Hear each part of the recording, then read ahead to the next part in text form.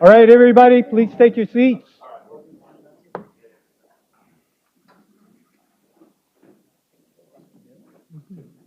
Okay. Right, good morning, everyone. It is 9 o'clock on June 10th, 2025. Welcome to the Department of Motor Vehicles public hearing on its regulatory proposal, which was published in the California Regulatory Notice Register on April 25th, 2025. Notice number 2025-0415-04.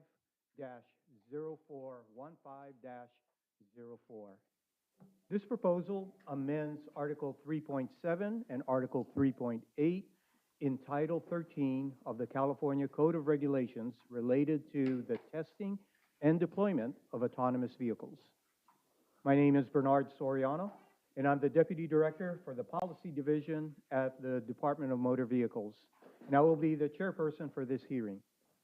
Joining me today is Captain Brian Cocaine of the California Highway Patrol's Commercial Vehicle Section, Lieutenant Dave Fossen, Commander of the Collision Investigations Unit, and Miguel Acosta, Chief of DMV's Autonomous Vehicle Branch. We are here today in the auditorium of the California Public Utilities Commission at 505 Van Ness Avenue, San Francisco, California, to accept comments on the regulatory proposal which I identified earlier. We are broadcasting this hearing live on YouTube and Facebook. For online participants, please refrain from posting comments or questions in the chat. Instead, submit all comments directly to ladregulations@dmv.ca.gov by the end of today. Under the rulemaking provisions of the California Administrative Procedures Act, this is a time and place set for presentations of statements, arguments, and contentions, orally or in writing, for or against the Department of Motor Vehicles regulations. This is a quasi-legislative hearing in which the Department of Motor Vehicles carries out a rulemaking function delegated to it by the legislature. Witnesses presenting testimony at this hearing will not be sworn, nor will we engage in cross-examination of witnesses or answer any questions posed by those speaking. It is simply listening. We will take under submission all written and oral statements made during this hearing. We will summarize and respond to those comments in writing in the final statement of reasons. This DMV rulemaking hearing will be recorded and transcribed. The transcription, together with all exhibits and evidence presented during this hearing, will be made as part of the rulemaking record. The DMV presented a three-part exhibit in the register. Part 1 is the Notice of Proposed Action, which was published, as I mentioned, in the California Regulatory Notice Register on April 25, 2025.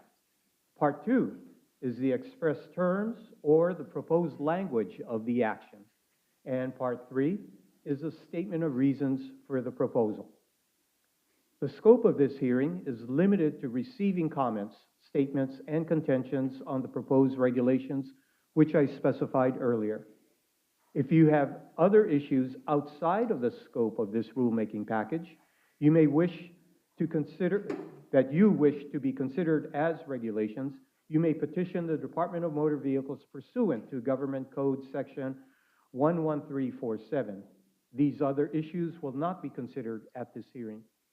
As you entered the room, you were offered the opportunity to sign in or register for this hearing. The purpose for this registration is to allow and provide for an orderly, and I repeat, orderly schedule for those persons who are present and wish to speak.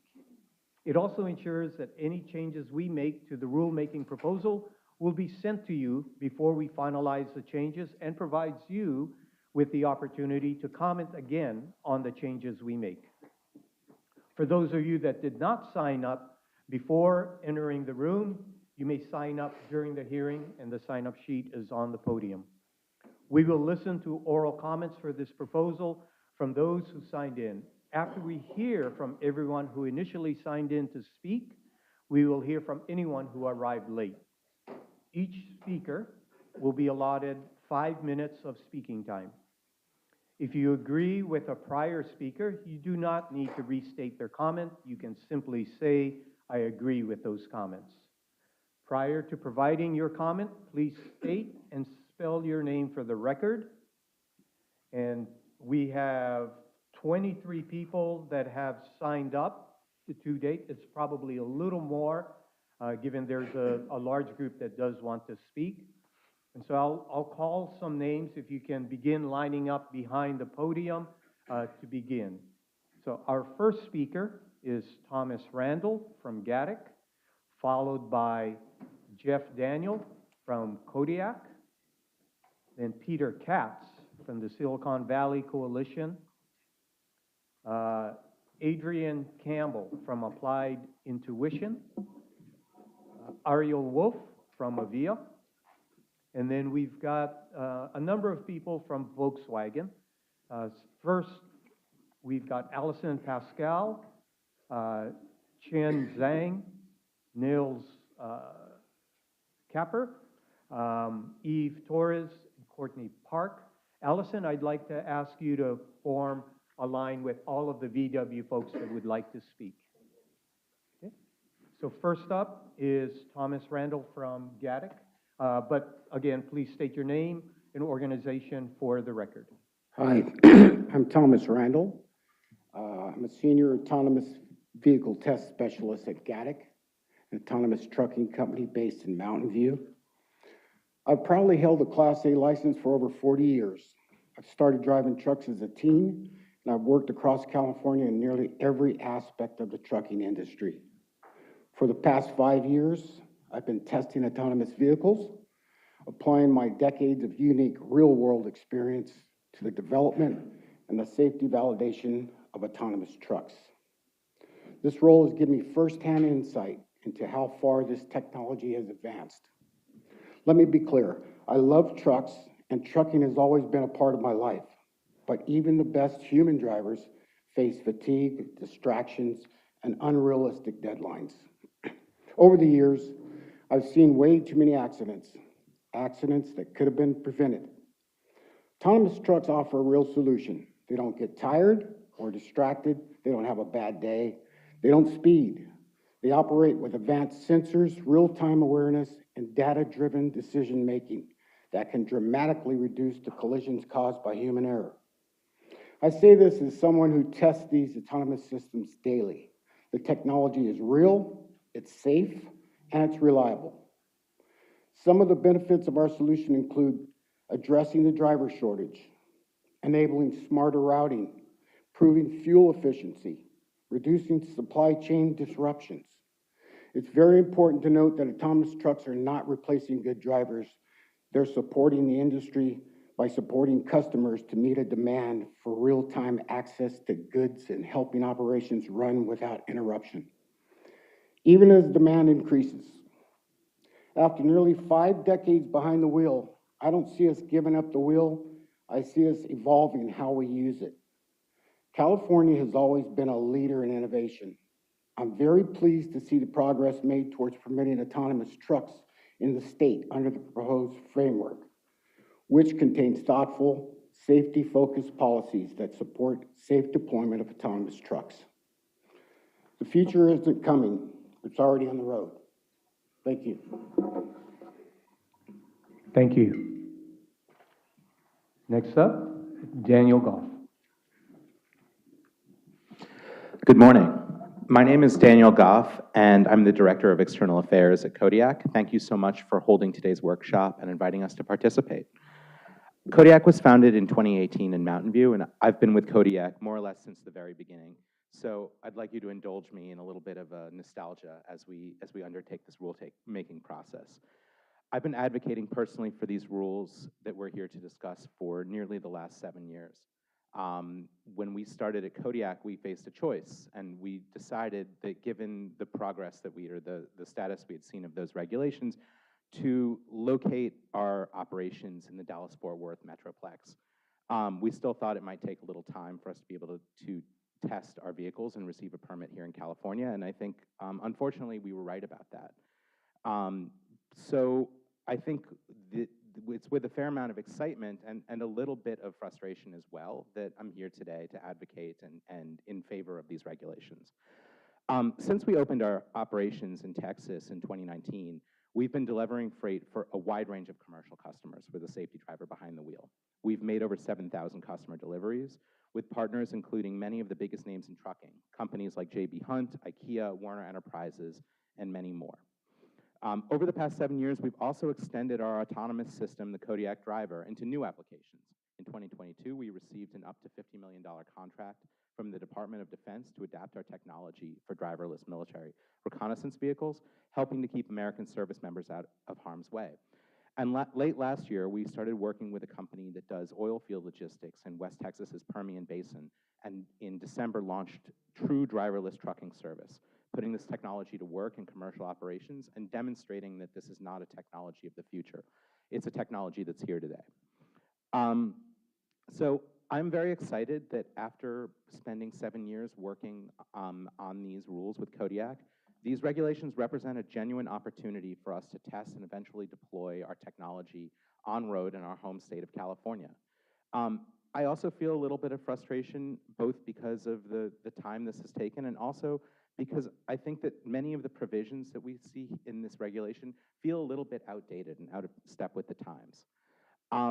If I'm being honest, I'm concerned that the regulatory risk and paperwork burden that we see in these regulations will discourage us from investing in California the way we would like to, even as we reach scale in Texas and across the Southeast. And I find it a little bit strange in a world where we see autonomous transportation as increasingly routine that these regulations go into such tremendous detail in ways that other states have proven is not necessary for safe operations and deployment. Nowhere is this issue more visible than in the expanded reporting obligations, in particular disengagement reportings. When these regulations were created, regulators and the public were understandably very concerned about the safety of AV testing programs. I know at Kodiak, when we first got started, we spent a lot of time thinking about how to minimize our time on the road due to the perceived risks of testing. I think today that's really changed. A combination of experience and improved best practices have made AV testing routine and safe. One of the core best practices we've learned is actually to encourage disengagements, not to minimize them, making the concept of expanded disengagement reporting actually anti-safety. It feels like many of these regulations are a solution looking for a problem. While it's difficult to prove, I personally believe that the companies in this room run testing programs that are significantly safer than the average driver. I know for Kodiak's part, over the last 6 years, we've driven over 2.6 million autonomous miles, more than the average American drives in 3 lifetimes, and earned a stellar safety record. We've never had an FMCSA reportable crash, for example. Additionally, I think the industry looks very different from how it looked 7 years ago when I first started working on it. AVs, as everyone knows, are no longer science experiments. I would imagine more than a few people here would have arrived arrived here via robo-taxi were it not for some of the challenges we faced and poor sip on the concrete for our Waymo friends down in Los Angeles. So I think it's important that DMV think about these regulations and think about the incremental value that it can offer to Californians in a world where AVs are safely operating. I think a big part of that will not only be acting as regulator, but acting as convener, working with critical stakeholders to ensure that AVs integrate well into existing transportation networks, helping to educate first responders about AVs, and helping to bridge gaps, not just enforce regulations. So thank you again for hosting today's workshop, and I'm happy to answer any questions. Right on time, look at that. Thank you. Peter Katz, and then on deck is Adrien Campbell. Thank you very much for this opportunity to speak. I'm Peter Katz, CEO of the Mountain View Chamber of Commerce and co-chair of the Silicon Valley Chamber Coalition, which represents 19 of the cities throughout Santa Clara County. We represent thousands of businesses and community organizations and work to promote economic vitality for our residents, businesses, and the region at large. Mountain View itself is proud to be the home of several of our leaders in the autonomous vehicle industry. I am pleased to voice our support for the California DMV's April 25th proposal to update regulations governing the testing and deployment of autonomous vehicles. Over years of research, development, and deployment, autonomous vehicles have proven to be safe, reliable, and cost-effective solutions for transporting people and goods. It's not just a novelty, it's an essential solution to problems such as vehicle-related accidents, elevating underserved communities, and addressing supply chain issues. It's also expanding our job market and career opportunities and fueling our local economy. And yet, until now, we couldn't even test in our own backyard. Lack of state regulations have meant that technology right here in Silicon Valley has to be deployed elsewhere, like Texas, New Mexico, and Arizona, taking the investment, job, safety, and innovation benefits with it. California, long known as the center of innovation, has been left behind. We are extremely pleased that this situation will now change. We applaud the DMV for putting forward these proposed regulations that lift the prohibition on autonomous trucking and provide a path to the testing and deployment of fully driverless autonomous trucks. These regulations create a clear, predictable path to enable additional autonomous vehicle uses and use cases locally and to ensure responsible and safe practices. We respectfully urge the DMV to continue moving this regulatory process forward to a final package that will lead to greater safety and service for our residents, boost economic vitality for our state, and reaffirm California's innovation leadership. Thank you. Thank you. Next up, Adrien Campbell, followed by Ariel Wolf. Good morning. My name is Adrien Campbell. I'm a vehicle testing engineer at Applied Intuition here in Mountain View. Thank you to the California DMV for holding this hearing. Headquartered in Mountain View, California, Applied Intuition is a vehicle intelligence company that accelerates the global adoption of safe and intelligent systems. We support customers across the defense, automotive, trucking, construction, mining, and agriculture industries. 18 of the top 20 global automakers trust Applied Intuition's mission-critical solutions. As a company that enables our customers to develop, test, and validate the safety of AVs, we strongly support the California DMV's efforts to permit autonomous commercial motor vehicles in the state. We look forward to working with the department and our customers to enhance safety and innovation throughout California's transportation system. Thank you for your time. Thank you. After Ariel will be the Volkswagen contingent. Great. Well, my name is Ariel Wolf, and I'm here today on behalf of the California Alliance for Freight Innovation. CAFI is comprised of partners including AV truck developers, equipment manufacturers, major fleets, and industry groups. And this diverse coalition was formed based on a shared interest in advancing the significant benefits of autonomous vehicle technology. So like others here, I do want to thank the DMV for advancing the rulemaking. I know there's a lot of work that went into this, and for recognizing the potential of autonomous vehicles to enhance safety, efficiency, and sustainability in California's transportation sector. But, and I know there's limited time here, so I'll get to the next part.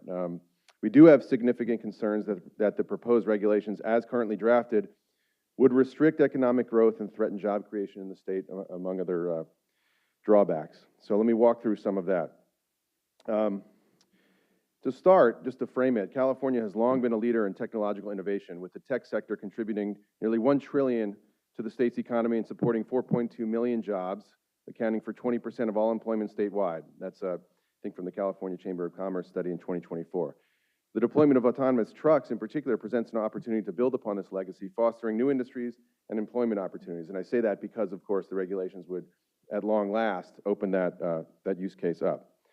But the proposed reporting requirements demand extensive data collection on events like disengagement and braking, imposing significant logistical and financial burdens on manufacturers. These requirements may not yield meaningful safety insights, as disengagements are often intentional, safety-enhancing actions, and abrupt braking can be the safest response to prevent harm.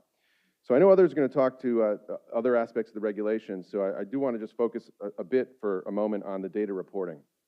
And bear with me, I'm just going to kind of walk through. We, of course, submitted extensive comments, or at least I'm reflecting the Autonomous Vehicle Industry Association comments, which we ourselves associate with. On the data reporting requirements, so the proposal to expand reporting requirements for AV manufacturers who already report more information to the DMV than to any other regulator in the United States, including NHTSA.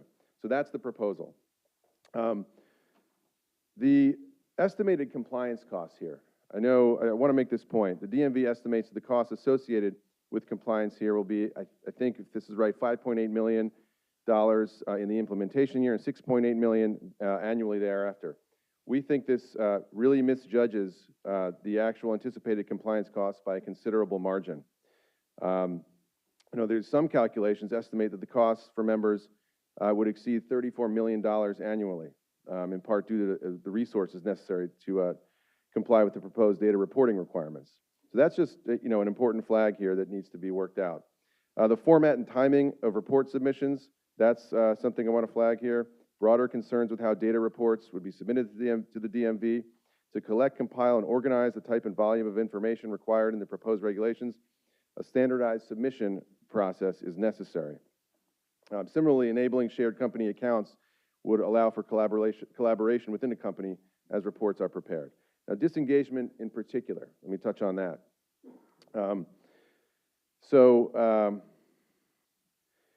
As the industry has pointed out on many occasions, disengagements are not indicative of safety defects or even of system anomalies. And so disengagement reporting as a whole is unlikely to provide additional insight into safety.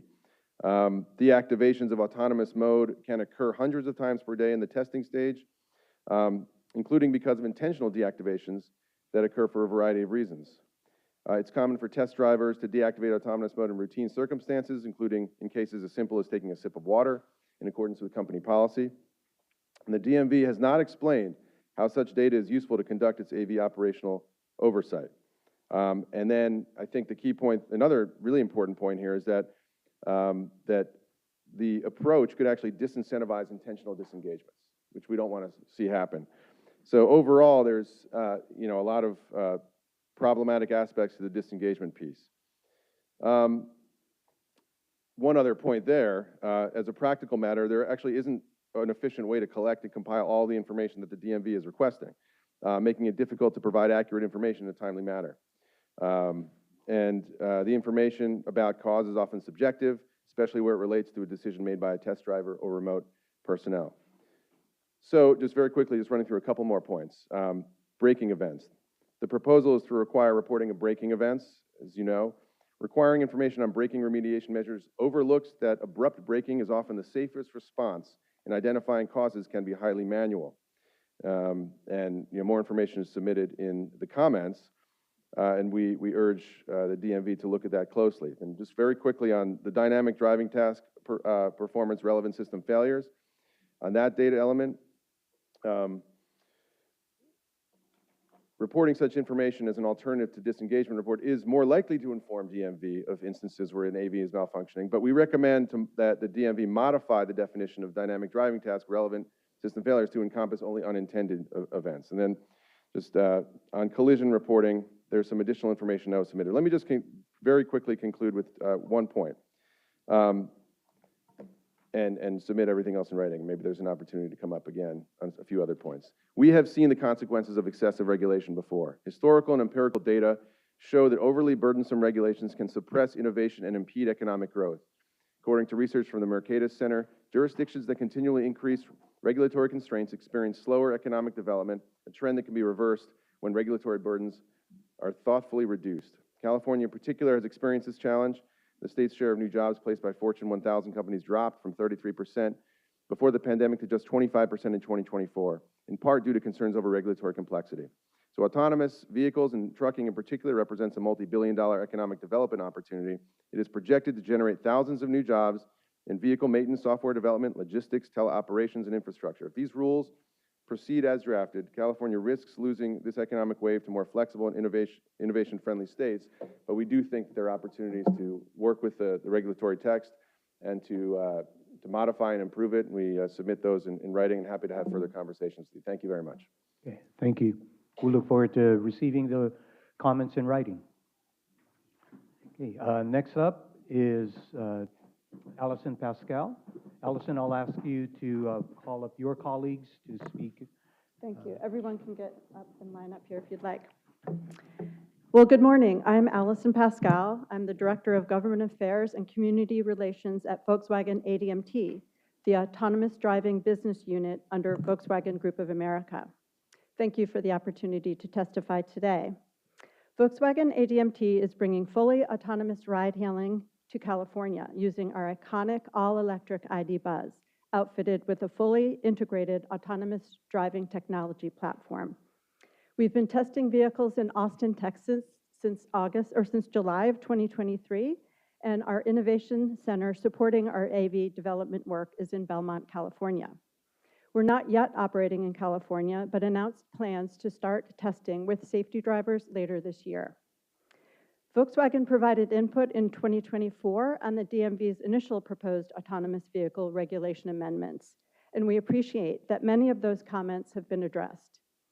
We also have submitted written comments on the DMV's current rulemaking proposal. Volkswagen also supports the comments of the Alliance for Automotive Innovation and AVIA, and we appreciate your willingness to consider those comments.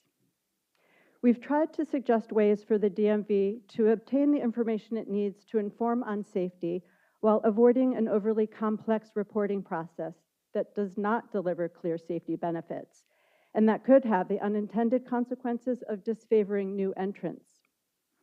I'd like to highlight 3 areas of concern that we hope you'll consider modifying. Our top concern is the proposed significant expansion of disengagement reporting, which has not proven to be an effective predictor of safety. The DMV proposal has identified 3 new metrics of AV safety that we believe would be more informative than disengagements. First, information on non-compliance or traffic law violations. This has been a key metric for human driving performance. Second, information on dynamic driving task system failure. This is capturing failures that lead to minimum risk condition, the inability for the vehicle to complete its task. This type of indicator is what the DMV would want to know about, rather than disengagements that are not safety relevant. Third, information on harsh braking. This can be an early indicator of system performance, but it must be used cautiously because it also captures braking events that are desired for desired safety behaviors.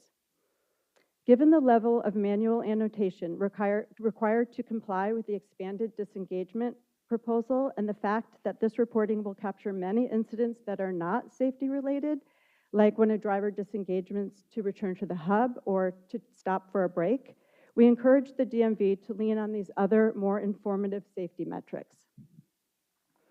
Second, we recommend the DMV clarify the requirement to test an additional 25,000 miles for any modification to an existing driverless test permit. We recommend this apply only to material changes, like changes to the ODD or vehicle hardware configurations. It doesn't make sense for it to apply to non-performance things like changes to the first responder interaction plan, training programs, vehicle licensing, adding or removing vehicles of the same model, or changing safety drivers. As drafted, the burden of this requirement falls heavier on new entrants with fewer vehicles. Third, as business models evolve for autonomous driving offerings, manufacturers and fleet operators may not always be the same entity. We recommend providing more flexibility to allow for these collaborative business models. So as you consider public feedback, we hope the DMV will find a way to strike a balance of providing the necessary safety oversight while continuing to support innovation in California in a manner that is not unnecessarily burdensome. We look forward to continued engagement with the DMV on this rulemaking to achieve our shared objective to bring safe, efficient, sustainable, and improved mobility to Californians. So thank you for the opportunity to testify. And some of my colleagues from our Belmont facility would like to briefly introduce themselves and their contributions to developing this technology right here in California. So Eve Torres will begin. Thank you. Good morning. Thank you for the opportunity to voice my opinion. I support Allison Pascal's comments. My name is Eve. Yeah, if you can introduce Yeah. yourself. My name is Eve Torres. I work for the Volkswagen Autonomous Business Unit here in Belmont. I'm responsible for communications and organizational culture. It's an honor and privilege to be working on this technology and to bring it to our communities. It's really important for the Bay Area to keep this innovation. I'm incredibly excited about Volkswagen's plans to bring autonomous driving services to California later this year. I respectfully urge the DMV to consider our submitted comments, which are focused on ensuring AVs are tested and deployed safely, while also enabling the full potential of this transformative technology to benefit communities across the state. Thank you. Thank you. Good morning. My name is Courtney Park. I am an employee of Volkswagen ADMT based here in the Bay Area. I work in project management. I support a team of engineers that are experts in autonomous driving technology. And I really believe in the ability of this technology to make our roads safer and more efficient. I do also believe that as the technology evolves, policies have to evolve with it. But adding a significant amount of administrative overhead could discourage companies from wanting to continue to do business here. So I'd like to say that I do agree with my colleagues' statements and would like to urge the DMV to review our comments and consider them in these policy changes. Thank you. Thank you. Hello, my name is Ness. I also work for ADMT, Volkswagen Self-Driving Division, and I'm a principal engineer working on the sensor technology used in these cars. We work with numerous companies here in the Bay Area that are primarily focusing on these specific sensor technologies, and everyone is very much committed to bringing the safest technologies to the California roads here. I'm sharing the excitement about Volkswagen's plans to also expand here to California after we've already expanded to numerous German cities and also here in the US in Austin. And yeah, I'm excited to bring this technology in a safe and responsible way here to California streets. Thank you very much. Thank you. Hello, my name is Chiu Zhang, and I'm an engineer working for VW ADMT2. And it's been an honor, and I'm very excited and to be in the front line to advance the technology and bring benefit and convenience to people's life. And therefore, I totally support Allison's comment, and I respectfully urge the DMV consider our comments so that we can deploy the technology both safely and effectively. Thank you. Thank you. Hello, good morning. My name is Rasmus. I'm working in Volkswagen's autonomous driving unit here in Belmont as well. My role is in business development, so I'm responsible for industry partnerships within the mobility area. We're super excited to bring this technology into Californian cities and offer people more modes of transportation. And it's important to do that in a safe, but also pragmatic, workable way. So thank you for considering our comments. Would you mind repeating your name again for the record? It's Rasmus Vogt. Yeah, got it. Thank you. Thank you. Hello. Hello, my name is Zachary Cook, and I'm also with VW, working out of the Belmont office. I'm responsible for our vehicle servicing and maintenance, and I'm excited to bring our technology to California and urge the group to review the comments that Allison has submitted. Thank you. Thank you. Good morning. My name is Ashok Chandi. I work at Volkswagen ADMT in Belmont right here in the Bay Area. As the head of verification, validation, and testing operations in the US, I'm super excited and honored to be working on safely developing, testing, and introducing our iconic ID Buzz vehicle in autonomous form to the people of California. I respectfully urge the DMV to consider our feedback in ensuring that AVs are tested and deployed in a safe manner while allowing the full benefits of autonomous vehicle technology to be realized in the state of California. Thank you. Thank you. Hi, good morning. My name is Rob Park. I am also with Volkswagen ADMT, the division based out in Belmont, California. I'm the Director of Strategy and Business Development for efforts here in the US. We're very excited about our plans to enter California later this year and to begin AV test operations in LA, expanding our test footprint beyond Austin, Munich, and Hamburg in Germany. We hope the California DMV will consider VW submitted comments on how best to ensure AVs are tested and deployed, promoting the highest levels of safety while supporting AV development to realize and bring the full promise of AVs in California. So we fully agree with Allison's comments here, and thank you for your time. Thank you. Good morning. My name is Bettina End, and I'm the HR business partner for the ADMT team here in Belmont. And while I love the technology behind AVs, I also am very excited about all the job opportunities that this technology brings to the Bay Area, and it's highly exciting for us to hire all these technical experts. And to be honest, I'd much rather hire technical experts bringing this innovation forward over people, focusing on administration and reporting. So I also respectfully urge the DMV to consider our comments and support everything my colleagues said. Thank you so much. Yeah, thank you. Hello, my name is Sati, and I also work at Volkswagen in the Belmont office. I'm responsible for strategy and business development. As my colleagues have mentioned, we are very excited to bring autonomous technologies here to California after having expanded to other states and across other regions globally. And I respectfully urge you to listen to our comments and that we've submitted. Thank you. Thank you.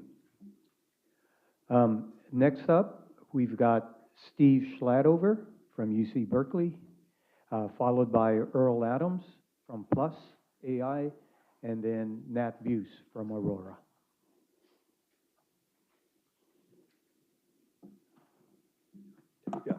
Steve Schladover from UC Berkeley. I did not have any comments to offer. I just signed in as an attendee. Thank you for staying within the 5-minute comment period. Earl Adams. Good morning. My name is Earl Adams, Jr. I'm the Vice President of Public Policy and Regulatory Affairs at Plus. We are an autonomous trucking software technology company based in Santa Clara. Prior to this role, though, I served as the Deputy Administrator and Chief Counsel at the Federal Motor Carrier Safety Administration at the U.S. Department of Transportation, where I oversaw, among other things, the team that was developing rules for autonomous commercial vehicles. I just want to start by saying I understand the work that you all are doing and appreciate all that you've done and what you will do. I stand with all of my colleagues in the industry in saying that we look forward to continuing the conversation with the DMV as you all are looking to develop these rules that are going to allow us to fully test and deploy autonomous commercial vehicles here in the state that the majority of us are actually born in developing in. Plus, as I said, was founded in Silicon Valley around a decade ago. We've grown here. We now have over 150 employees across, Santa Clara and Fremont. Most of them are trained at California's world-class universities, and they are all building their careers and they're raising their families here in this state. As a company born in this state, in its spirit of innovation, we want California to remain central to our progress. But today, a major part of our testing must happen elsewhere, in states like Texas, simply because we cannot operate our level 4 autonomous trucks on California's public roads. That means that job creation, road safety, and economic benefits of this emerging technology are flowing away from the very state that helped to create it. We believe that the DMV's new proposed rules can begin to change that, and we're eager to see California lead again in this area. As California reconsiders these AV regulations, it's worth remembering that many of the people that are behind the building of this safe technology are our drivers. I'm actually here joined today with one of Plus's safety drivers, James Clark, who has actually driven in all 50 states in over 3 million miles. Each of our safety drivers, including like James, has logged millions of safe miles, and they are the true masters of their craft. They see in autonomy technology an opportunity to ease the burden of trucking, but more importantly, they see it as a way of building on the future generations while preserving what makes trucking such a vital part of our economy. We rely on their judgment and experience every day to help us test and validate and refine our autonomous systems. That partnership is a core of how we're building this technology with safety at the center and with people in the loop. I want to just close by saying that we associate ourselves with the comments of others in the industry and those from AVIA, which will be made later, specifically around the reporting requirements and disengagements, and would encourage the DMV to look at revising those proposals as they're currently written.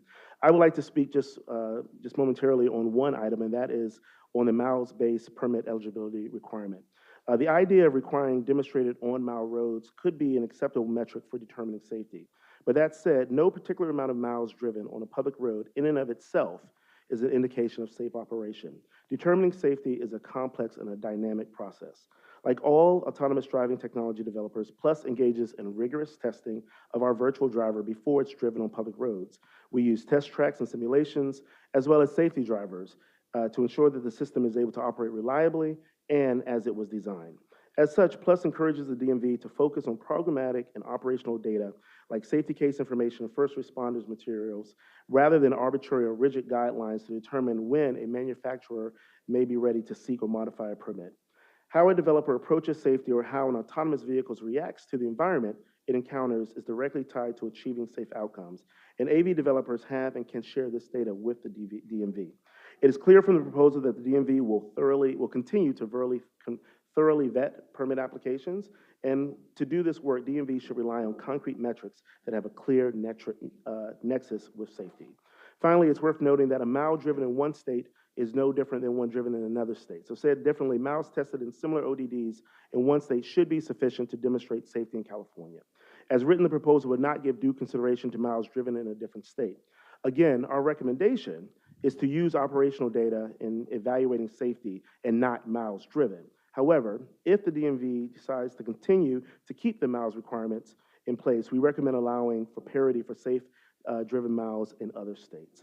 Again, thank you for the opportunity to speak, and I know the path that you're on and wish you all the very best, and look forward to continuing to work with all of you all as we are developing these rules. Thank you. Thank you. Nat Buse, followed by Dave Benelli from Avia. Good morning. My name is Nat Buse, and I am the Chief Safety Officer for Aurora. Thank you for the opportunity to speak today, and I appreciate the transparency that you all are showing in providing opportunity for folks to voice their opinion. For nearly two decades prior to coming to the private sector, I had the honor of serving as an executive at the National Highway Traffic Safety Administration, a little tiny agency called NHTSA. The federal agency charged with safeguarding all of us as we travel on public roads. I have a deep, deep understanding for the regulators that keep our roads safe. And I appreciate DMV's efforts and CHP's efforts over these many, many years of efforts to get here to today. Given the time limit, I'm going to focus my comment on the more technical aspects of the regulation, proposed regulation.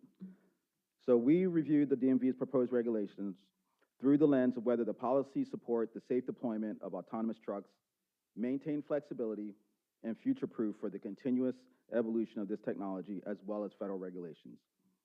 We believe that there are certain elements of the current regulatory text that could reduce the benefits of autonomous trucking and this agency's abilities to effectively regulate those operations. I'd like to orally highlight 3 areas and then point you all to the more in-depth written comments on these 3 areas plus others. So the first, operational restrictions. We believe that the DMV should avoid its intent to literally limit autonomous trucking operations in areas of high density that are just as safe for normal truckers. We think this runs counter to a company safety case that would demonstrate an autonomous system is acceptably safe for these operations. So first, the proposed ODD restriction is generally not compatible with operations today. The restriction would prevent a motor carrier from operating an autonomous truck on an otherwise legally permissible route, and if it's simply not the shortest route from a freeway to an endpoint, while a human truck driver can travel on the same path. Second, the proposed ODD restriction would also perversely affect the safety of autonomous operations. So for example, the local road restriction could limit an autonomous truck from pulling off of a heavily trafficked high-speed freeway to come to a safe minimal risk condition on a local road with lower speed with a wider shoulder that could accommodate the truck's recovery. This is, again, something that is available to human trucks today. Why wouldn't it be available for autonomous trucks? We recommend that DMV remove this prohibition, including for allowing autonomous trucks to operate on any legal permissible roads, particularly when it's related to the safety of the operations. This includes removing the DMV's proposal for alternate routing for autonomous trucks compared to human-driven trucks. The second area is permit modification requirements. While Aurora does not believe that autonomous mileage in and of itself is an indicator for whether a system is acceptably safe, we believe, as you all know, that is the safety case that proves this point. We appreciate the DMV proposal in recognizing the out-of-state mileage.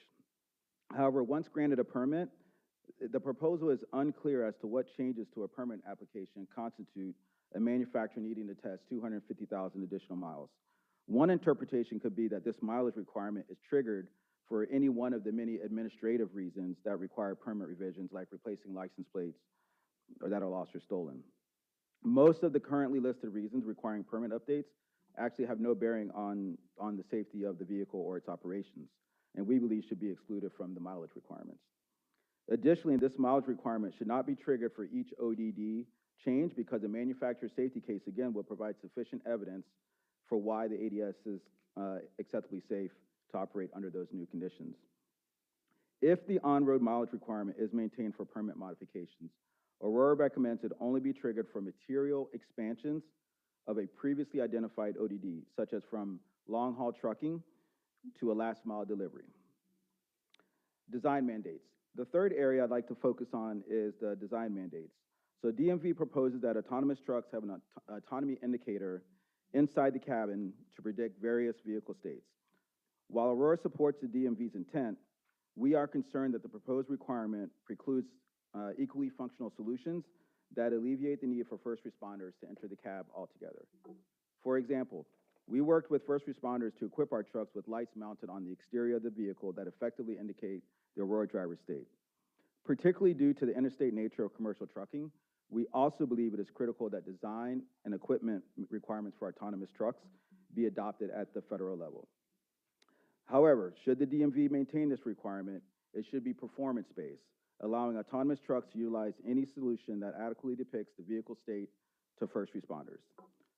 In closing, I'd like to again refer you to our written statements for further topics that we'd recommend DMV clarify or change. We applaud the DMV for undertaking this robust stakeholder-driven process. We are also pleased to see the movement at the federal level with an increased interest from DOT on how autonomous vehicles stand to benefit the safety of our economy and the efficiency. We appreciate the work that you all are doing and would advocate that you folks continue to discuss with them on your journey. We stand ready to serve as a partner and a technical resource to you all throughout this important regulatory proceeding. We thank the department for providing us with this opportunity to comment on this proposal and look forward to continued discussion. Thank you. Thank you. Next up is David Benelli, followed by Clint Kip, and then Rich Steiner. Good morning. Thank you all. My name is David Benelli. I'm a regulatory counsel for Avia. Thank you for considering the industry's perspective and comments on this matter. We look forward to continued dialogue and collaboration with the DMV and others to shape a regulatory approach and framework that's going to work for all Californians. By adopting a balanced regulatory approach, one that's safety-driven but economically grounded, California can remain a global leader in transportation innovation while expanding its economy and its workforce in the process. Like my former colleague, Nat Buse, I also was a regulatory official at NHTSA, attorney at NHTSA. And I think one thing I want to emphasize in this process is that it's really important that the DMV get it right in aligning with federal guidelines. We want to avoid redundant requirements that are going to diverge from NHTSA standards, like the SGO, and impose unnecessary costs on AV developers. As my former colleagues highlighted, for example, to comply with the proposed data requirements here, manufacturers would need to collect an overwhelming amount of information about situations like disengagements and braking events. As a practical matter, that makes it difficult to efficiently collect and compile information that the DMV requests, making it difficult to provide accurate information on the tight timelines that the DMV proposes. Not to mention it's incredibly expensive. Much of the information that DMV requests is also subjective and is not providing sound basis for safety assessments. The volume of the data that the DMV proposes to require is particularly concerning in many cases because the information does not indicate that an AV is safe or not.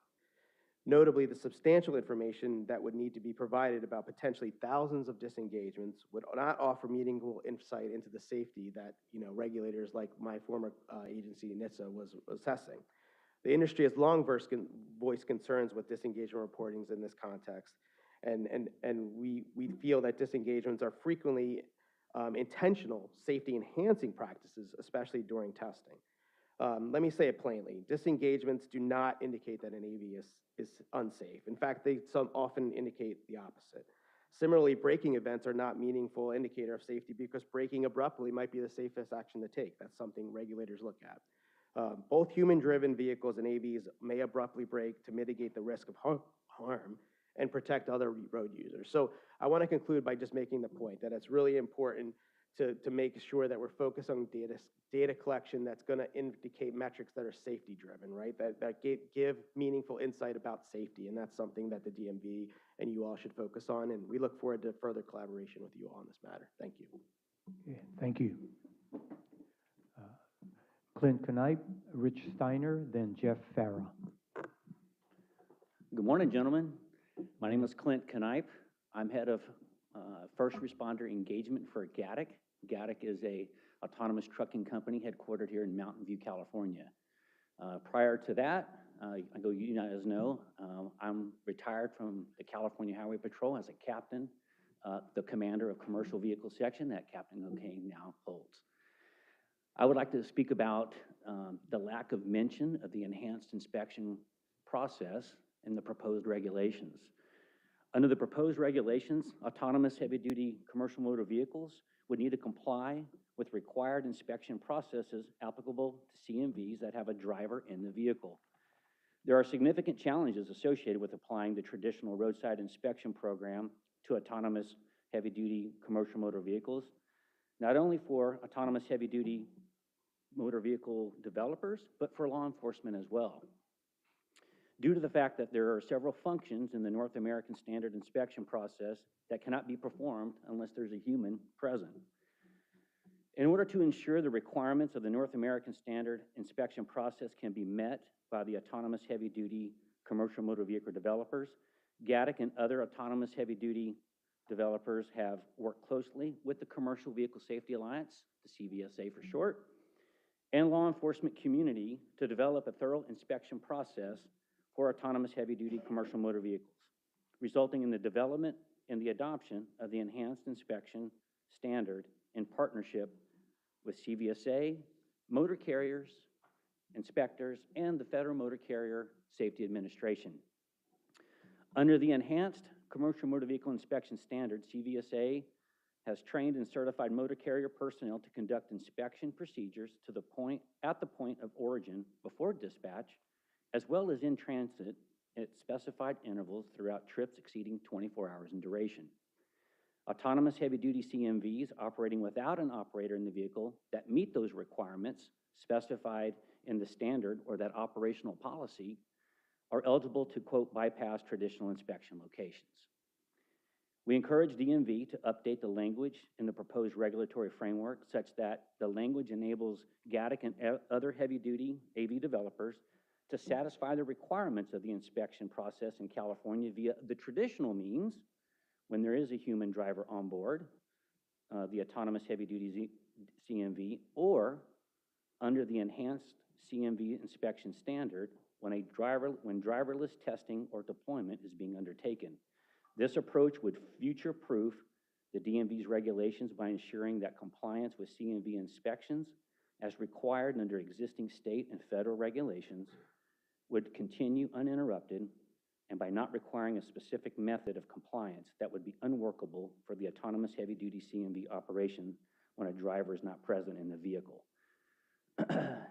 By way of background, prior to this role, I know most of you guys know, but those in this room, I was, when I had that role as the commander of commercial vehicle section, I was voluntold to chair the working group that developed the enhanced inspection standard process.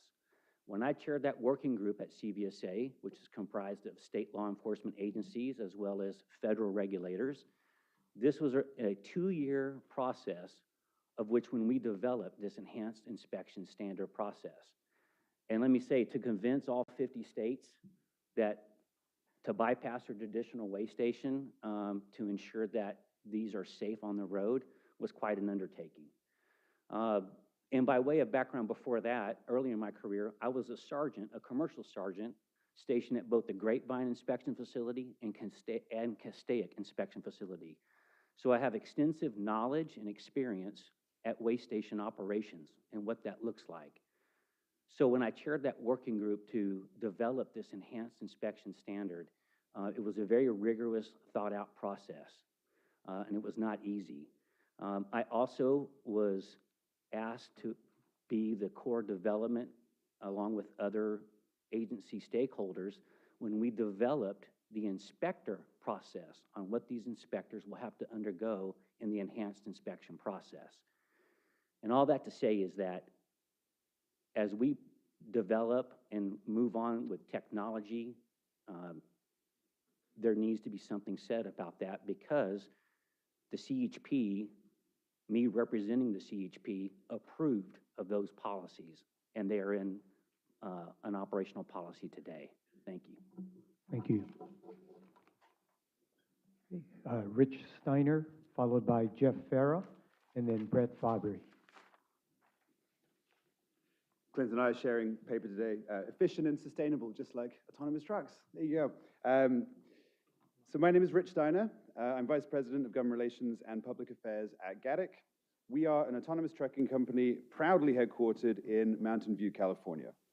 We transport goods in a fleet of medium-duty trucks for some of the largest grocery, retail, and e-commerce companies across North America on short-haul routes, helping our customers increase delivery frequency and making sure today's increasingly demanding consumers have access to goods where and when they need them. Today, our trucks are commercially deployed in multiple markets, including Texas, Arizona, Arkansas, as well as Ontario, Canada. But we are looking forward to getting our trucks on the road in California, so we appreciate the opportunity to be here today and speak to that. Since our first delivery in 2019, we've completed over 4 million commercial orders, demonstrating an exceptional safety record and operational reliability. So let me start by saying we're really grateful to be here and have the opportunity to provide feedback on the draft regs that govern the testing and deployment of AVs in California. More specifically, we want to applaud the DMV's efforts to authorize the testing and deployment of autonomous heavy-duty commercial motor vehicles in California, and commend the DMV for proposing a regulatory framework which incorporates the highest possible safety standards, as well as permitting manufacturers to receive compensation during testing, which I know was a central topic of discussion throughout previous public stakeholder sessions. With that all being said, I'm going to use my time today to focus on one critical aspect of the proposed regulatory framework, which we believe requires significant additional consideration. This is with regards to the operating environment. While we acknowledge and appreciate the additional flexibility afforded under the proposed regulations, when compared with the previous iteration of the draft regulations, we still have significant concerns with a provision which would limit driverless operations on local roads with a posted speed limit of 25 miles per hour or less, unless those roads, and I quote, fall within the shortest distance to freeways from hubs, motor carrier and shipper facilities, DCs, fueling and charging stations, and endpoints. So by way of a little bit of background and context on this, Gatic has demonstrated an exceptional safety record during 6+ years on-road testing and deployment. This includes urban, semi-urban, and highway driving across a wide range of operating environments. In many instances, deployment for our customers was undertaken and is undertaken today in significant part on local roads with a speed limit of 25 miles per hour. This includes areas as diverse as the Phoenix metro area, a network of municipalities across northern Texas, the greater Toronto area in Ontario. And knowing that the DMV's intent is to create a regulatory pathway which enables the safety, transportation, and supply chain benefits of autonomous heavy-duty CMVs to be realized for communities across the state, we urge the DMV to ensure that it does not unintentionally limit autonomous heavy-duty commercial motor vehicles from operating on certain roads. To ensure that the safest route is taken on any given network, sections of a given route would not necessarily involve transporting goods onto a highway immediately after every drop-off location. Instead, the safest and most efficient route might involve operating on more than one road in succession where the posted speed limit is 25 miles per hour. Therefore, in order to comply with the proposed regulatory language as currently written, we would be required to take a significantly longer route from start to destination, thereby negating some of the efficiencies otherwise provided and in fact leading to an increase in fuel consumption. Critically, from a technical perspective, there is no evidence to suggest that there's any tangible safety benefit achieved by limiting the operational design domain for autonomous heavy-duty CMV operations. Autonomous heavy-duty CMVs do not pose any additional unreasonable risk during periods of, for example, typically higher or lower traffic, or when operating on roads with a speed limit of 25 miles per hour or over 25 miles per hour.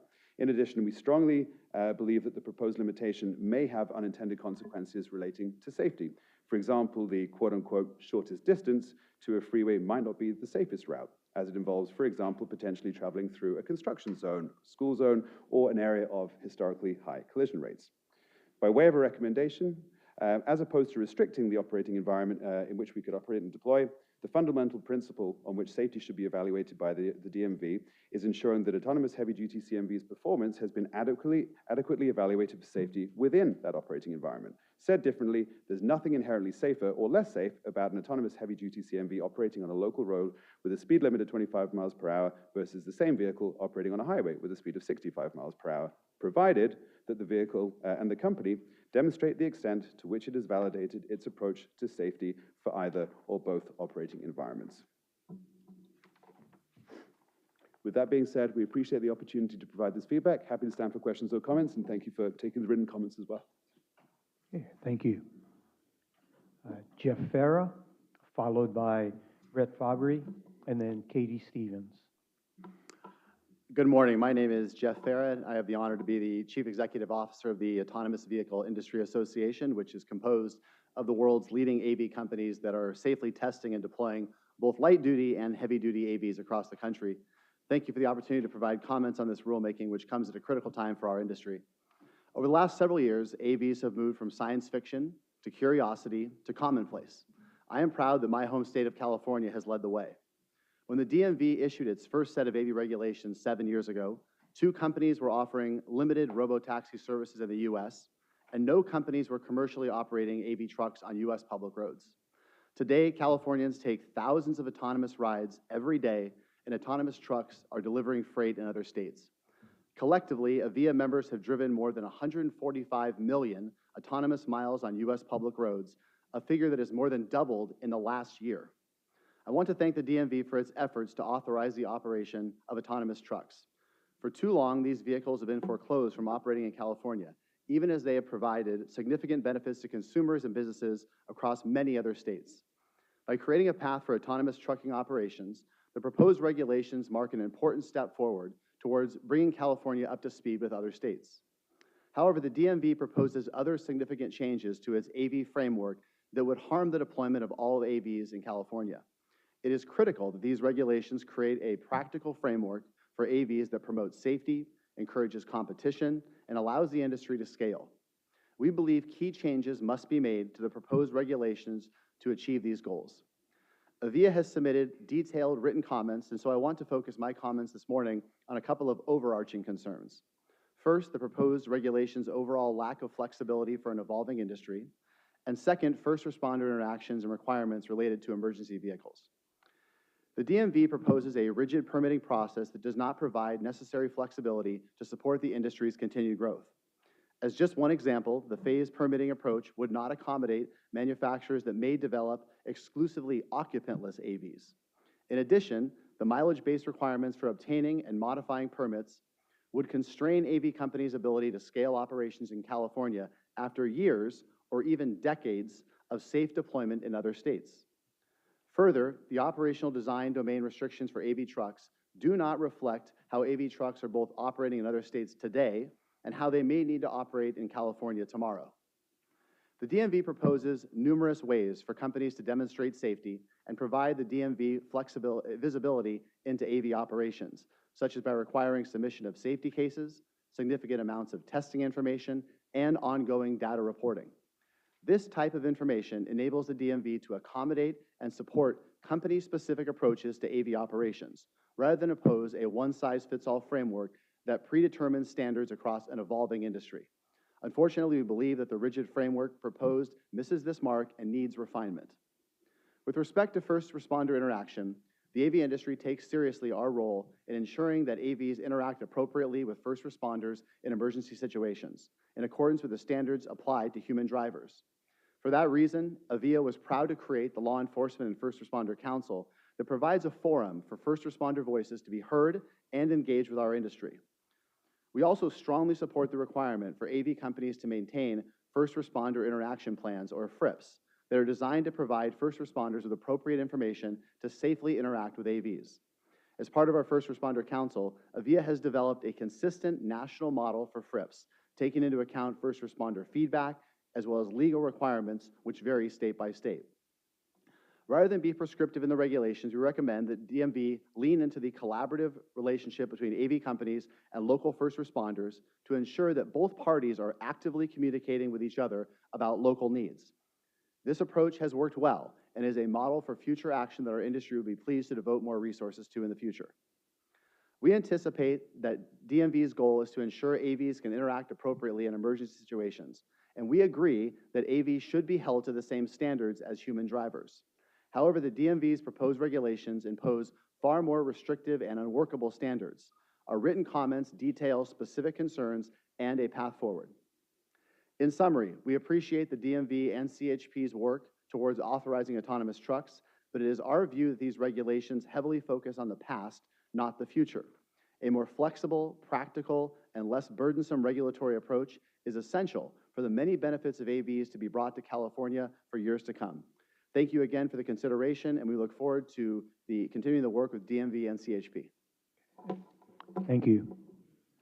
Next up is Brett Fabry, and then Katie Stevens, followed by Tim Hale. Good morning, everyone. My name is Brett Fabry. I'm head of law enforcement policy for Kodiak Robotics. We're based here in Mountain View, California, and we run operations out of Texas. Prior to my role as head of law enforcement policy, I'm a retired assistant chief from the California Highway Patrol, where I oversaw the commercial vehicles section as part of my management role at that time. So I appreciate getting this far in the rulemaking process. I know this was something that I really encouraged when I was in that position with the California Highway Patrol. I come to stand with a recommendation for everyone, and it has to do with working collaboratively together between law enforcement, industry, our federal partners, to ensure that this process goes smoothly. Just like Clint Kip talked about the enhanced inspection process, that process took several years to accomplish, but it wasn't accomplished just by one group. It was accomplished by many groups. That included law enforcement, both state, local, and federal authorities, as well as our partners with FMCSA, with CVSA, and with the California Highway Patrol, and as the lead in that from the very beginning and almost till the very end of those enhanced inspection workshops. So I would encourage you to continue to do that with workshops, some ad hoc, some task forces, so we can work through some of the inspection processes. We can work through, like Jeff just mentioned, law enforcement or first responder interaction plans, and also how enforcement will interact with heavy-duty trucks. Because in these efforts, we get ahead of things that we might have fallen behind with in the past when it came to autonomous vehicles, robotaxis operating. So we can resolve some of these issues regarding complaints and help develop and implement a strong policy for autonomous vehicles. And that's all the comments I have for today. Thank you. Thank you. Okay. Next up is Katie Stevens, followed by Tim Hale and Sam Loesch. Good morning. Thank you for the opportunity to speak today. My name is Katie Stevens. I'm head of policy for Nuro. Nuro is an autonomous vehicle technology company with over 700 employees here in Mountain View, California. We've been here since about 2016, and we've been testing level 4 autonomy in the Bay Area since 2018. And we're only one of 3 AV companies operating in the state with the deployment permit, which we received in 2020. We also operate AVs today in Houston, Texas, and have a closed course facility in Nevada. We share DMV's interest in continuing to facilitate the safe testing and deployment of autonomous technology on public roads in a way that addresses public safety and encourages innovation. America is facing a highway fatality crisis. We lose approximately 40,000 lives on our road every year, and we believe that autonomous technology is going to play a role in solving the nationwide problem. California is home to one of the most robust AV ecosystems in the world, and as Nuro looks forward to continued growth in the state, we really appreciate the opportunity to provide feedback on the regulatory proposal. First, we'd like to thank the DMV for its work on the previous draft and its responsiveness to the comments during that process. There remain some proposals that we believe may unintentionally stifle development and deployment of this life-saving technology, or that impose administrative burdens without an accompanying safety benefit. Particularly, we continue to have concerns with some of the proposed regulations as they pertain to light-duty vehicles, especially the deployment of personally owned AVs in the future. We've submitted written comments with feedback providing more detail, and I wanted to emphasize 3 points, recommendations from those comments today. One is we are unclear and a bit concerned about the expanded disengagement reporting requirements. When disengagements were conceived several years ago, as you know, as AV regulations were first developed in the state, autonomous operations around the country were very limited. Disengagements can occur for routine or operational reasons that do not reflect system performance, like a vehicle returning to a depot or a technician pausing the system. Put simply, while some disengagements reflect potential safety issues, the vast majority do not. Since disengagements became a metric several years ago, concerns around its efficacy have been vocalized. For example, some have suggested it penalizes companies who are working on difficult operational design domains, and that it's not an accurate measure of safety or ADS performance. Reporting these non-safety related disengagements are likely to result in at least tens of thousands of unnecessary filings each year. This volume of data risks overwhelming the department analysts, as well as industry, and most importantly, obscuring the truly safety relevant signals. We would instead recommend not expanding disengagement reporting any further from what's required today, and instead focus on clear, high-value safety events the DMV has already included in your proposal, such as immobilizations, dynamic driving task fallback, and even hard braking under certain circumstances. Additionally, as written, the proposed regulations appear to assume that AVs will be operating according to a vertically integrated fleet model and do not take into account the complexities that will arise when L4 technologies become accessible to consumers within the next few years, as well as future business models that may arise as the fleet of AVs nationwide grow. These complexities include privacy concerns that ordinary American families would face if manufacturers are required to report on data for privately owned L3 and L4 vehicles. Such proposed requirements include those involving the collection of vehicle ID numbers, along with geo-coordinates and time and date, as well as additional reportable data from vehicles that are operating and thus subject to reporting restrictions in other states. We urge the department to clarify how these rules would apply, if at all, to personally owned AVs. Lastly, Neuro holds 3 active permits for AV testing and deployment, and we greatly appreciate staff's diligent and efficient work with permittees. We'd also like to briefly advocate for investing in technical improvements to the department's systems and processes to the benefit of both DMV staff and regulated parties. These would be beneficial, particularly as requirements expand under any new regulations, and include such things as DMV automating many of the submission fields as possible, as well as developing uniform statewide solutions to implement such things as geofencing. In closing, we want to thank you for your ongoing attention to ensuring the safe operations of AV technology on our roads. We appreciate clarity, scalability, and consistency to ensure the regulations promote, not unintentionally hinder, the continued safe rollout of autonomous technology in California. Thank you so much for your time. Appreciate it. Thank you. Next up is Tim Hale, followed by Sam Loesch, and then Robert Singletary. Good morning, everyone. My name is Tim Hale. I'm the Executive Director of Contra Costa Transportation Authority. We're located in the East Bay, in the San Francisco Bay Area. CCTA operates Gomentum Station, one of the largest AV test beds in the country, really supporting the safe deployment of a lot of these technologies onto our public roads. I also come before you as the chair and president of the Automated Connected Electric Shared Mobility Coalition, which is a public sector-led national coalition representing over 24 public transit and local agencies throughout the United States. I also speak on behalf of a coalition of transit agencies in California, such as BART, County Connection, WestCat, LAFTA, Tri-Delta, Napa Valley Transit Authority, and Reading Area Bus Authority.